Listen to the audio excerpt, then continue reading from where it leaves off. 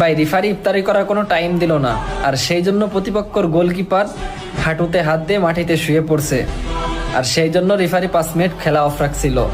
আর সেই সুযোগে প্রতিপক্ষর অসংখ্য মুসলিম ফুটবলাররা একটা খেজুর আর পানি দিয়ে ইফতার করছে। আর দেখেন ভাই, অথচ ওই গোলকিপারটা কিন্তু খ্রিস্টান। একজন খ্রিস্টান ফুটবলার হয়ে মুসলমান ফুটবলারদের জন্য কিভাবে অভিনয় করে ইফতারের সুযোগ করে দিল। কি আপনি খুশি হয়ে থাকলে ভিডিওটা শেয়ার করবেন না? আলহামদুলিল্লাহ।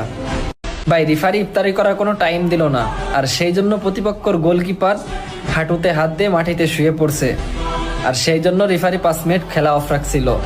আর সেই সুযোগে প্রতিপক্ষর অসংখ্য মুসলিম ফুটবলাররা একটা খেজুর আর পানি দিয়ে ইফতার করছে। আর দেখেন ভাই, অথচ ওই গোলকিপারটা কিন্তু খ্রিস্টান।